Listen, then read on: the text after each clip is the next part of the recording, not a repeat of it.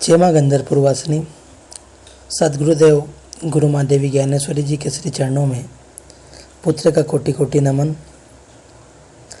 श्री गंधर्पुर वासिनी माँ पीताम्बरा बगलामुखी का आशीर्वाद आप सभी भक्तों पर सदैव बना रहे। भक्तजनों, बहुत जिज्ञासा होती है कि आखिर ये पितृदोष है क्या, पितृदोष शांति के उपाय, पितृ या पितृगण कौन होते हैं। आपकी जिज्ञासा को शांत करने हेतु आज हम इसी की जानकारी आपको प्रस्तुत कर रहे हैं। भक्तजनों, जीवन में अनेक परेशानियां आती है। अगर आप भी जीवन में आने वाली परेशानियों का हल ढूंढ रहे हैं, जगह जगह पूजन पाठ हवन करवा चुके हैं, लेकिन आपको उसका लाभ प्राप्त नहीं हुआ है, तो आप माँ पीताम्बरा बगलामुखी की साधना आराधना दीक्षा लेकर के करें, गुरु मार्गी होकर के करें। आपकी जो भी समस्या है वो धीरे धीरे हल हो जाएगी। स्वयं साधक बने और अपनी साधनाओं के माध्यम से जीवन की समस्याओं को हल करें। परेशान सभी है, दूसरों के भरोसे पर ना रहे, स्वयं संकल्प लेकर के साधना आराधना करें, 100% आपकी समस्याएं हल होगी। भक्तजनों, पितृगण हमारे पूर्वज है और जिनका ऋण हमारे ऊपर है, क्योंकि उन्होंने कोई ना कोई उपकार हमारे जीवन के लिए किया है। मनुष्य लोक से ऊपर पितृलोक है और पितृलोक के ऊपर सूर्यलोक, इससे भी ऊपर होता है स्वर्गलोक। आत्मा जब अपने शरीर को त्याग कर सबसे पहले ऊपर उठती है तो वह पितृलोक में जाती है, वहाँ हमारे पूर्वज मिलते हैं। अगर उस आत्मा के अच्छे पुण्य हैं तो ये हमारे पूर्वज भी उसको प्रणाम कर अपने को धन्य मानते हैं कि इस अमुक आत्मा ने हमारे कुल में जन्म लेकर हमें धन्य किया। इसके आगे आत्मा अपने पुण्य के आधार पर सूर्यलोक की तरफ बढ़ती है। वहाँ से आगे यदि और अधिक पुण्य है तो आत्मा सूर्यलोक को भेजकर स्वर्गलोक की तरफ चली जाती है। लेकिन करोड़ों में एक आध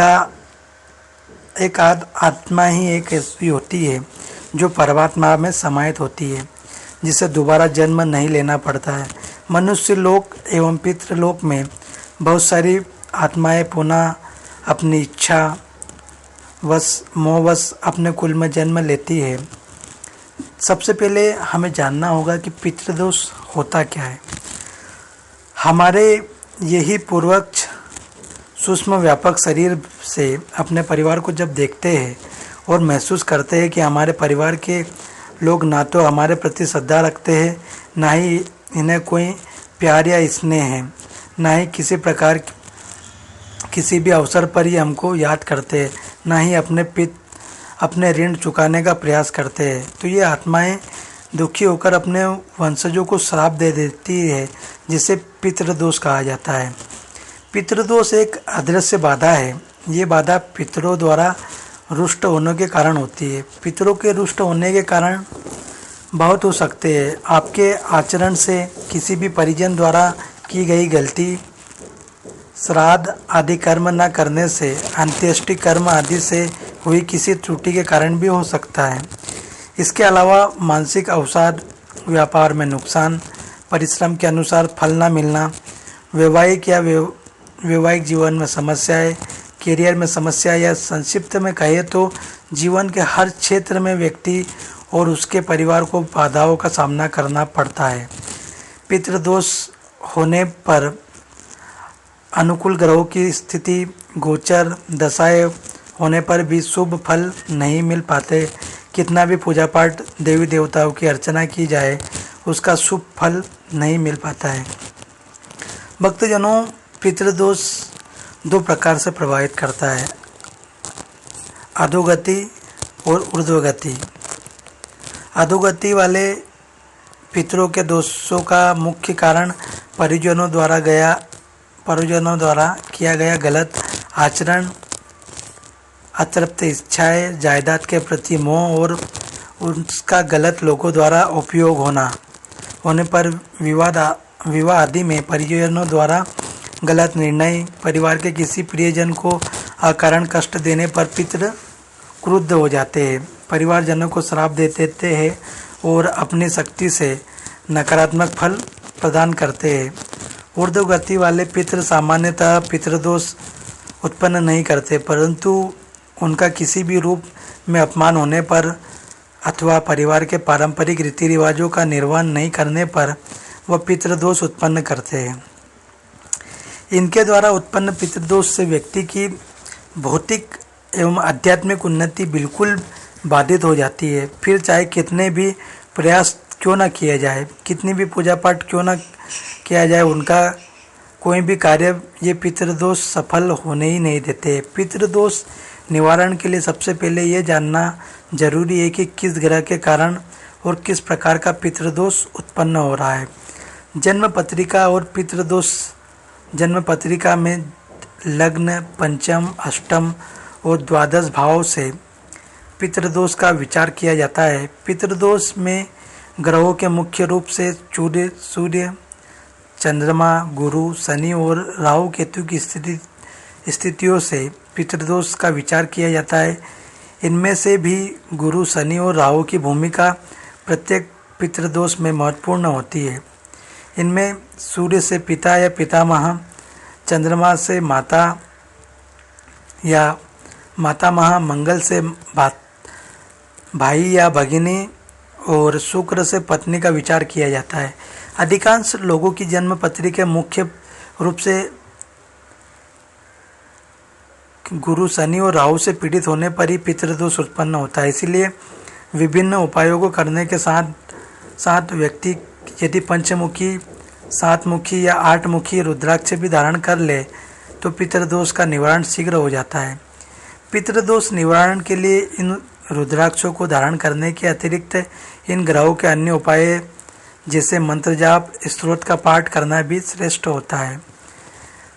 भक्तजनों, हमारे ऊपर मुख्य रूप से 5 ऋण होते हैं जिनका कर्म न करने हमें निश्चित रूप से श्राप मिलता है। ये ऋण होते हैं मातृ ऋण, पितृ ऋण, मनुष्य ऋण, देव ऋण और ऋषि ऋण। मातृ ऋण माता और माता पक्ष के सभी लोग, जिनमें मामा मामी, नाना नानी, मौसा मौसी और इनके 3 पीढ़ी के पूर्वज होते हैं, क्योंकि माँ का स्थान परमात्मा से ऊंचा माना गया है। अतः यदि माता के प्रति कोई गलत शब्द बोलता है अथवा माता के पक्ष को कोई कष्ट देता है तो इसके फलस्वरूप उसको नाना प्रकार के कष्ट भोगने पड़ते हैं। इतना ही नहीं, इसके बाद भी कला और कष्ट का दौर भी परिवार की पीढ़ी दर पीढ़ी चलता ही रहता है। पितृ ऋण, पितृपक्ष के लोग जैसे बाबा, ताऊ, चाचा, दादा, दादी और इसके पूर्व की 3 पीढ़ी का श्राप हमारे जीवन को प्रभावित करता है। पिता हमें आकाश की तरह छत्र छाया देता है, हमारी जिंदगी भर पालन पोषण करता है और अंतिम समय तक हमारे सारे दुखों को खुद झेलता रहता है। पर आज के इस भौतिक युग में पिता का सम्मान क्या नई पीढ़ी कर पा रही है? पितृभक्ति करना मनुष्य का धर्म है। इस धर्म का पालन न करने पर उनका श्राप नई पीढ़ी को झेलना ही पड़ता है। इसमें घर में आर्थिक अभाव, दरिद्रता, संतानहीनता, संतान को विभिन्न प्रकार के कष्ट आना या संतान अपंग रह जाने से शरीर जीवन भर कष्ट की प्राप्ति आदि होती है। इसके अलावा होता है देव ऋण। माता पिता प्रथम देवता है, जिसके कारण भगवान गणेश महान बने। इसके बाद हमारे इष्ट भगवान शंकर जी, दुर्गा माँ, भगवान विष्णु आदि आते हैं, जिनको हमारा कुल मानता आ रहा है। हमारे पूर्वज भी अपने कुल देवी देवताओं को मानते थे, लेकिन नई पीढ़ी ने बिल्कुल छोड़ दिया है। यही कारण है भगवान देवी देवता उन्हें नाना प्रकार से कष्ट श्राप देकर उन्हें अपनी उपस्थिति का आभास कराते हैं। इसके अलावा होता है ऋषि ऋण। जिस ऋषि के गोत्र में पैदा हुए हैं, वंश वृद्धि की उस ऋषियों का नाम अपने नाम के साथ जोड़ने में नई पीढ़ी कतराती है। उनके ऋषि तर्पण आदि नहीं करती है, इस कारण उनके घरों में कोई मांगलिक कार्य नहीं होते, इसलिए उनका श्राप पीढ़ी दर पीढ़ी प्राप्त होता है। मनुष्य ऋण, माता पिता के अतिरिक्त जिन अन्य मनुष्यों ने हमें प्यार दिया, दुलार दिया, हमारा ख्याल रखा, समय समय पर मदद की, गाय आदि पशुओं का दूध पिया, अनेक मनुष्यों, पशुओं और पक्षियों ने हमारी प्रत्यक्ष या अप्रत्यक्ष रूप से मदद की, उनका ऋण भी हमारे ऊपर हो गया। लेकिन लोग आजकल गरीब, बेबस, लाचार लोगों की धन संपत्ति हरण करके अपने को ज़्यादा गौरवान्वित महसूस करते हैं। इसी कारण देखने में आया है कि ऐसे लोगों का पूरा परिवार जीवन भर नहीं बच पाता। वंशहीनता, संतान का गलत संगति में पड़ जाना, परिवार के सदस्यों का आपस में सामंजस्य न बन पाना, परिवार के सदस्यों का किसी असाध्य रोग से ग्रस्त रहना इत्यादि दोष उस परिवार में उत्पन्न हो जाते हैं। ऐसे परिवार को पितृदोष युक्त या शापित परिवार कहा जाता है। रामायण में श्रवण कुमार के माता पिता के श्राप के कारण दशरथ के परिवार को हमेशा कष्ट झेलना पड़ा। ये जग जाहिर है। इसीलिए परिवार की सर्वोन्नति के लिए पितृदोष का निवारण करना बहुत आवश्यक है। पितरों के रुष्ट होने के कुछ कारण हैं। पितरों के रुष्ट होने के कुछ असामान्य लक्षण जो हमने अपने निजी अनुभव के आधार पर एकत्रित किए हैं वे इस प्रकार हो सकते हैं। खाने में बाल निकलना। अक्सर खाना खाते समय यदि आपके भोजन में से बाल निकलता है तो इसे नज़रअंदाज न करें। बहुत बार परिवार के किसी एक ही सदस्य के साथ होता है कि उसके खाने में बाल निकलता है। यह बाल कहाँ से आया इसका कुछ पता नहीं चलता। यहाँ तक कि वह व्यक्ति यदि रेस्टोरेंट आदि में भी जाए तो वहाँ पर भी उसके खाने में बाल निकलता है और परिवार के लोग उसे ही दोषी मानते हैं, उसका मजाक उड़ाते हैं। बदबू या दुर्गंध। कुछ लोगों की समस्या रहती है कि उनके घर में दुर्गंध आती है। यह भी नहीं पता चलता है कि दुर्गंध कहाँ से आ रही है। कई बार इस दुर्गंध के इतने अभ्यस्त हो जाते हैं कि उन्हें यह दुर्गंध महसूस ही नहीं होती, लेकिन बाहर के लोग उन्हें बताते हैं कि ऐसा हो रहा है। अब जबकि परेशानी का स्रोत पता न चले तो इसका इलाज कैसे संभव हो। पूर्वजों का स्वप्न में बार बार आना। मेरे एक मित्र ने बताया कि उनका अपने पिता के साथ झगड़ा हो गया और वह झगड़ा काफ़ी सालों तक चला। पिता ने मरते समय अपने पुत्र से मिलने की इच्छा जाहिर की, परंतु पुत्र मिलने नहीं आया। पिता का स्वर्गवास हो गया। कुछ समय पश्चात मेरे मित्र मेरे पास आते हैं और कहते हैं कि उन्होंने अपने पिता को बिना कपड़ों को देखा। ऐसा स्वप्न उन्हें कई बार आ चुका है। शुभ कार्य में अड़चन। कभी कभी ऐसा होता है कि आप कोई त्यौहार मना रहे हो, कोई उत्सव आपके घर पर हो रहा हो, ठीक उसी समय पर कुछ न कुछ ऐसा घटित हो जाता है कि जिससे रंग में भंग डल जाता है। ऐसी घटना घटित होती है कि खुशी का माहौल बदल जाता है। ऐसे कहने का तात्पर्य है कि शुभ अवसर पर कुछ अशुभ घटित होता है। पितरों की असंतुष्टि का कारण है और यही उनका संकेत है। घर के किसी एक सदस्य का कुंवारा रह जाना। बहुत बार आपने अपने आसपास या फिर रिश्तेदारी में देखा होगा या अनुभव किया होगा कि बहुत अच्छा युवक है, कहीं कोई कमी नहीं है, लेकिन फिर भी शादी नहीं हो रही है। एक लंबी उम्र निकल जाने के कारण के पश्चात भी शादी नहीं हो पा रही है, कोई अच्छा संकेत नहीं है। यदि घर में पहले ही किसी कुंवारे व्यक्ति की मृत्यु हो चुकी है तो उपरांत स्थिति बनने के आसार बढ़ जाते हैं। इस समस्या के कारण का भी पता नहीं चलता है। मकान या प्रॉपर्टी की खरीद फरोख्त में दिक्कत आना। आपने देखा होगा कि एक बहुत अच्छी प्रॉपर्टी, मकान, दुकान या ज़मीन का एक हिस्सा किन्हीं कारणों से बिक नहीं पा रहा है। यदि कोई खरीदार मिलता भी है तो बात नहीं बनती। यदि कोई खरीदार मिल भी जाता है तो सब कुछ हो जाता है तो अंतिम समय में सौदा कैंसिल हो जाता है। इस तरह की स्थिति यदि लंबे समय से चली आ रही तो अवश्य यह मान लेना चाहिए कि इसके पीछे अवश्य कोई ऐसी अतृप्त आत्मा है जिसका उस भूमि या जमीन के टुकड़े से कोई संबंध रहा होगा। संतान ना होना। मेडिकल रिपोर्ट में सब कुछ सामान्य होने के बावजूद संतान सुख से वंचित है। हालांकि आपके पूर्वजों का इससे संबंध होना लाजमी नहीं है, परंतु ऐसा होना बहुत हद तक संभव है कि जो भूमि किसी निसंतान व्यक्ति से खरीदी गई हो वह भूमि अपने नए मालिक को संतानहीन ही बनाए देती है। भक्तजनों, सभी प्रकार की घटनाएं या समस्याएं अपने आप में से बहुत से लोगों ने अनुभव की होगी। इसके निवारण के लिए लोग समय और पैसा नष्ट कर देते हैं, परंतु समस्या का समाधान नहीं हो पाता है। क्या पता हमारे इस चर्चा से ऐसे ही किसी पीड़ित व्यक्ति को कुछ प्रेरणा मिले और इसका निवारण कर पाए। देखो, मैं आपको स्पष्ट कर रहा हूँ, पितृदोष शांति के उपाय।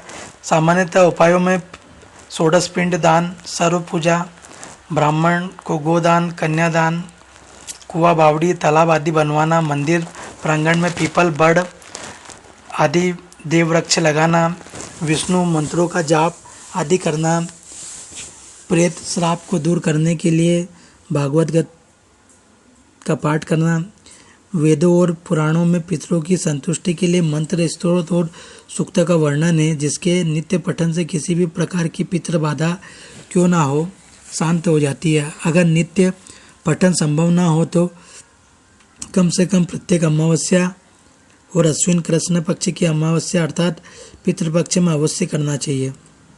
वैसे तो कुंडली में किस प्रकार का पितृदोष है, उस पितृदोष के प्रकार के हिसाब से पितृदोष शांति करवाना अच्छा होता है। भगवान भोलेनाथ की तस्वीर या प्रतिमा के समक्ष बैठकर या घर में ही भगवान भोलेनाथ का ध्यान कर आप पितृदोष मंत्र की एक माला नित्य जाप करने से समस्त प्रकार के पितृदोष शांत होते हैं। मंत्र जाप प्रातः सायं में कभी भी कर सकते हैं और वह पितृदोष शांति का मंत्र है, ओम तत्पुरुषाय विद्महे महादेवाय च धीमहि तन्नो रुद्र प्रचोदयात्। इसका आप नित्य एक माला करें। पितृपक्ष में अमावस्या को पितरों के निमित्त पूर्वक पवित्रता पूर्वक बनाया गया भोजन तथा चावल, भूरा, खीर, एक रोटी गाय को खिलाने से पितृदोष शांत होता है। अपने माता पिता बुजुर्गों का सम्मान करें।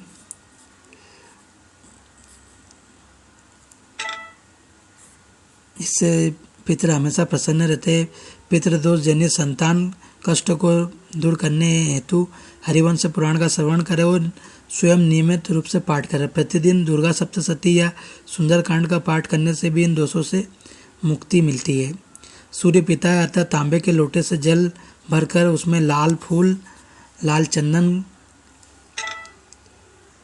का चूरा, रोली आदि डालकर सूर्यदेव को अर्घ्य देकर 11 बार घृणी सूर्याय नमः मंत्र का जाप करने से पितरों की प्रसन्नता और उनकी ऊर्ध्वगति होती है। अमावस्या वाले दिन अपने पूर्वजों के नाम दुग्ध, चीनी, सफ़ेद कपड़ा, दक्षिणा आदि किसी मंदिर अथवा किसी योग्य ब्राह्मण को देना चाहिए। पितृपक्ष में पीपल की परिक्रमा अवश्य करें। अगर 108 प्रमेय परिक्रमा लगाई जाए तो पितृदोष अवश्य दूर होगा। भक्तजनों, इसके अलावा कुछ विशेष उपाय भी आप उसको भी करें। किसी मंदिर के परिसर में पीपल अथवा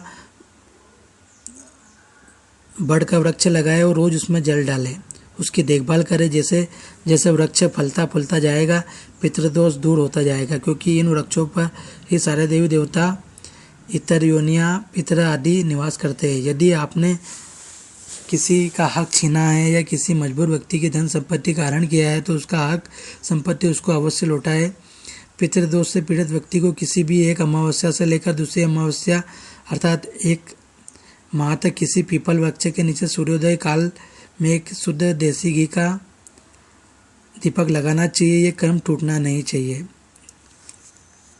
1 माह बीतने पर जो अमावस्या आए उस अमावस्या पर एक और प्रयोग करें।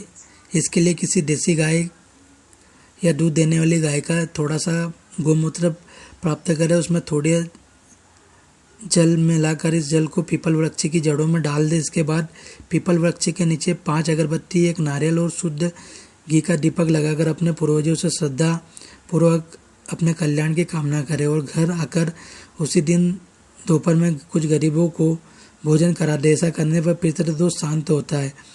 घर में कुआं हो या पीने का पानी रखने की जगह हो, उस जगह की शुद्धता का विशेष ध्यान रखें, क्योंकि ये पितृ स्थान माना जाता है। इसके अलावा पशुओं के लिए पीने का पानी भरवाने एवं प्याऊ लगवाने अथवा आवारा कुत्तों को जलेबी खिलाने से पितृदोष शांत होता है। अगर पितृदोष के कारण अत्यधिक परेशानी हो रही हो तो संतान हानि हो रही हो व संतान को कष्ट हो तो किसी शुभ समय में अपने पितरों को प्रणाम करें, उनमें प्रण होने की प्रार्थना करें और अपने द्वारा जाने अनजाने में किए गए अपराध उपेक्षा के लिए समय याचना करें। फिर घर अथवा शिवालय में पितृ जाप करवाए, उसके बाद में दशांश हवन तर्पण मार्जन भी कर ले। इसका पूर्ण फल पितरों को प्राप्त होता है। करने से पितर अत्यंत प्रसन्न होते हैं क्योंकि उनकी मुक्ति का मार्ग आपने प्रशस्त किया है। पितृदोष की शांति हेतु ये उपाय बहुत ही अनुभूत और अचूक फल देने वाला देखा गया है। किसी गरीब कन्या के विवाह में गुप्त रूप से अथवा प्रत्यक्ष रूप से आर्थिक सहयोग करना, इससे भी पितृदोष में सहायता मिलती है। इससे पितर अत्यंत प्रसन्न होते हैं क्योंकि इसके परिणाम स्वरूप मिलने वाले पुण्य फल से पितरों को बल और तेज मिलता है, जिससे वह ऊर्ध्व लोक से और गति करते हुए पुण्य लोक को प्राप्त होते हैं। अगर किसी विशेष कामना को लेकर किसी परिजन की आत्मा पितृदोष उत्पन्न करती है तो ऐसी स्थिति को मोह को त्याग कर उसकी सदगति के लिए गजेंद्र मोक्ष का स्तोत्र पाठ करना चाहिए।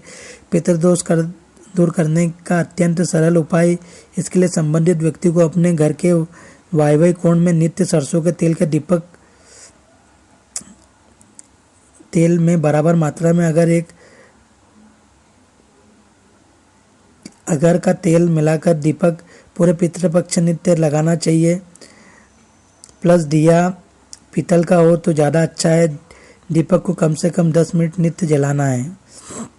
इन उपायों के अतिरिक्त वर्ष की प्रत्येक अमावस्या को दोपहर के समय गूगल की धुनी पूरे घर में सब जगह घुमाए। शाम को आर्द्र होने के बाद पितरों के निमित्त शुद्ध भोजन किसी बबूल के वृक्ष अथवा पीपल या बड़ की जड़ के पास रखें और पीछे मुड़कर न देखें। नित्य प्रति घर के देसी कपूर जलाएं। ये कुछ ऐसे उपाय है जो सरल भी है और प्रभावी भी है। हर कोई सरलता से इन्हें कर भी सकता है। भक्तजनों, इसके अलावा भी शास्त्रों में नारायण बलि का भी विधान है। पितृपक्ष में सर्वश्रेष्ठ माना गया है। अगर आप नारायण बलि करवाते हैं तो उसमें बहुत सारे विधान है। उसको आप किसी योग्य साधक जो इसको जानता हो उससे पहले पूरी जानकारी ले, क्योंकि आजकल जितने भी लोग आज पितृदोष के नाम पर काम कर रहे हैं वो पूर्णतः कार्य नहीं कर पाते। उसके लिए साधक का होना बहुत ज़रूरी है। अगर आप पितृदोष से पीड़ित है और अपनी समस्याओं को हल करवाना चाहते हैं तो आप माँ के दिव्य दरबार में संपर्क करें। आपको उचित मार्गदर्शन प्रदान किया जाएगा। जय माँ बगलामुखी, जय श्री महाकाल।